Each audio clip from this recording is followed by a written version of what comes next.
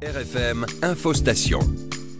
Avec moi sur RFM, Nadia Bergogneau, bonjour. Bonjour. Nadia Bergogneau, vous êtes une des nombreuses vacancières de cette semaine à Valmorel. Une vacancière un petit peu hors du commun parce que vous êtes une vacancière qui restait plus devant votre ordinateur que sur les pistes de ski. Vous êtes écrivain et vous êtes ici et vous avez continué à votre ouvrage. On en avait déjà parlé l'année dernière parce que vous avez publié un premier tome dans l'histoire d'Elsa, ça s'appelle La quête d'Elsa. Là, c'est le deuxième tome que vous êtes en train d'écrire. Comment ça se passe ?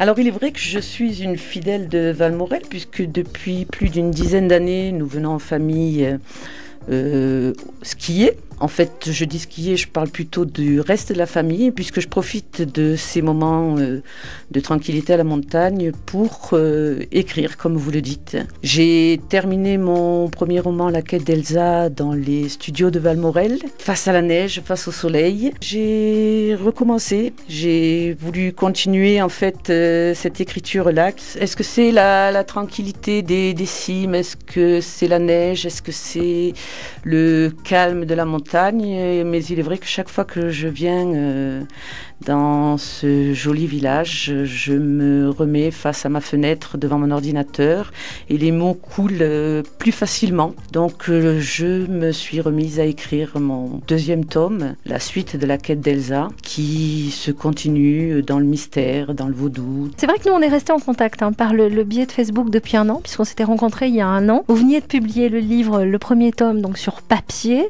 mais surtout c'est un rythme d'écriture qui est un petit peu particulier à laquelle vous êtes livré, puisque vous écrivez et hop, par exemple vous me disiez là, cette nuit j'ai fait le 59e chapitre de tome, ça y est, je l'ai envoyé sur le net et vous êtes sur un site qui s'appelle In Libro Veritas. Alors ça c'est quand même quelque chose d'étonnant, c'est un site de littérature équitable. Tout à fait, un site de littérature équitable puisque tout le monde peut partager et comme vous l'avez dit, aussitôt écrit, aussitôt envoyé sur le net, partager avec des milliers de lecteurs, des personnes qui écrivent une part de leur vie, qui écrivent des romans, qui écrivent un petit peu ce qu'ils ont sur le cœur. C'est ainsi que j'ai commencé sur ce site que l'on m'a conseillé. C'est de cette manière que j'ai rencontré mes lecteurs qui m'ont porté à continuer à écrire et qui m'ont permis d'aller jusqu'à la fin de ce rêve, parce que c'est un rêve, je n'aurais jamais imaginé un jour tenir ce roman sur papier dans mes mains et qui m'ont aidé à passer quelques moments peut-être difficiles de ma vie. Et c'est un site où tout le monde peut se retrouver, tout le monde peut apprécier l'écriture. Vous avez plusieurs milliers de lecteurs qui vous suivent et puis qui attendent évidemment la suite de La quête d'Elsa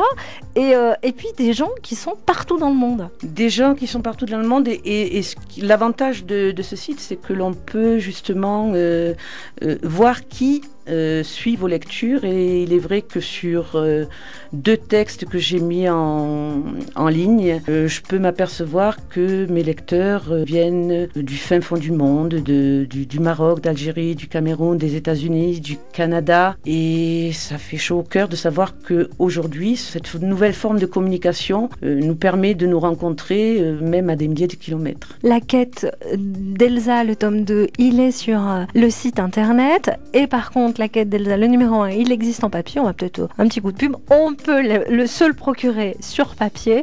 Oui, on peut se le procurer dans n'importe quelle librairie en le commandant tout simplement, puisqu'il a été publié aux éditions Percé. On peut le commander également sur les sites de la Fnac, Cultura. Nadia Bergogneau, je vous remercie. Dans l'attente de vous lire, évidemment, sur Internet, pour la suite, le 60e chapitre, que vous avez peut-être terminé, cette fin de semaine à Valmorel. Eh bien, on vous souhaite quand même une bonne fin de vacances studieuses.